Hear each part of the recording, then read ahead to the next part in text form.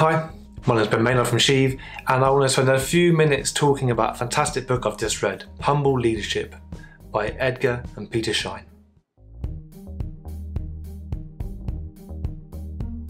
Hi, my name is Ben Maynard, and I want to talk a little bit about the fantastic book, Humble Leadership by Edgar and Schein. If you stay tuned, I'm going to give you the overview of the 4 relationships that they outline in the book, and if you hang on to the end, I'm going to give you a little bit extra from the book talking about the definition of relationships, and hopefully something that will be really useful to you in your coaching practice, in your consultancy practice, or just in your practice of being a decent human being. Humble Leadership is a fantastic book, and there's a few points in here which I really wanted to share with you all, because it's really kind of helped me change the way I look at organisations and at people and the relationships within an organisation. One of the biggest takeaways for me has been the different levels of relationship that they document, of which they say there are 4. Level 0 relationships is totally impersonal, total domination, total coercion. We are manipulating people to do the things that we want them to do. We are using something we've got against them to keep them employed and to keep them doing what they have to do.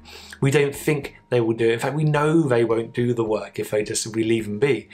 A great example of this is perhaps, which I use in the book, which is where they have illegal immigrants who are working for a company, and the company is saying that if they don't accept the low pay and the poor conditions, then they'll report them for being illegal immigrants. This is inhumane, this is unjust, and this is unfair, and this is what in the book they would define as level 0 relationships. Level 1 relationships are the types of relationships that we see often in many hierarchical standard organisations. These are traditional, they are role-based, they are looking at achieving a certain task. And I think in many organisations you see this where you have a certain level of hierarchy. You think of any big traditional organisations, and any workshop, and I know I've been in a few, where you get together and you're frantically trying to kind of pin down what is the role. We just want people to work within their role. When we do that, like most professional relationships, we're not building the type of relationship which helps to build psychological safety. And this is what Edgar and Schein would say is a level 1 relationship. They are impersonal, they are professional. And sure, it's really, really easy and really useful to have these relationships. If it is, let's say, for a solicitor or a doctor, we expect to give them some personal information in order for them to help us. But we're not expected to get much back. And this is a level 1 professional relationship. They have their place, absolutely. But is it really what we want in an agile environment?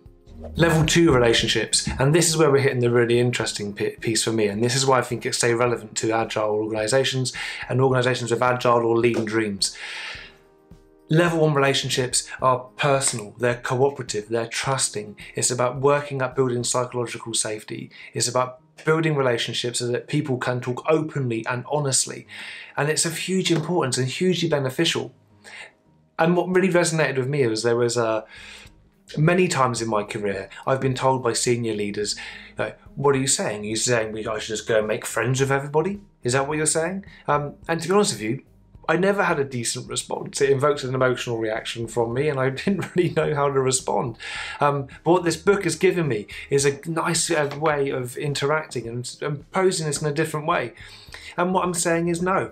I'm not saying that everyone should be making friends and that we should know the personal ins and outs of each other. But what I am saying is that we need to build some level of personal relationship. We need to show that we respect the whole person, not just some meat bag filling up a role on an org chart on a spreadsheet somewhere. These are whole people, and we need to build trust and respect as whole people.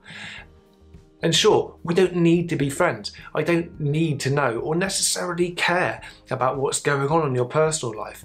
But in order for us to work collaboratively, in order for us to move things forward, in order for us to really find the problems in our organisation, to seek those improvements, to talk openly and honestly and solve things and really force that improvement, we need to be able to talk to each other in such a way where we can be open and honest. We need that trust and we need that psychological safety.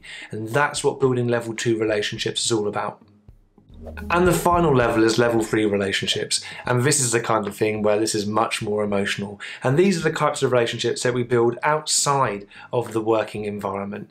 These are loving relationships where we are intimate and we have mutual commitments. And I think these are types of relationships that we want and we need in our lives as human beings, and not necessarily the type of relationship you'd expect to find in a work environment. Having these types of relationships in the work environment can cloud judgment, can lead to other lovely relationships coming about. But oftentimes, many workplaces have some level of low tolerance for those relationships within the workplace. So you're not going to see level 3 everywhere. Now, as a little bonus, in this book, this wonderful book, Humble Leadership by Edgar and Peter Schein, it does talk about relationships, and it really defines it in a lovely way. It says that relationships are being able to predict someone else's future behaviour. And that really made me reflect. And I think of the people that I feel I've had the strongest relationship with, and they're ones that I can communicate freely with, but they're also ones that I can communicate freely with because I know how they're going to react. I know how they're going to behave.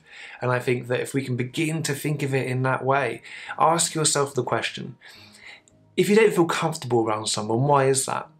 Is that because you don't know how they're going to react when you say something? Is it because you know how they're going to react and that makes you feel uncomfortable?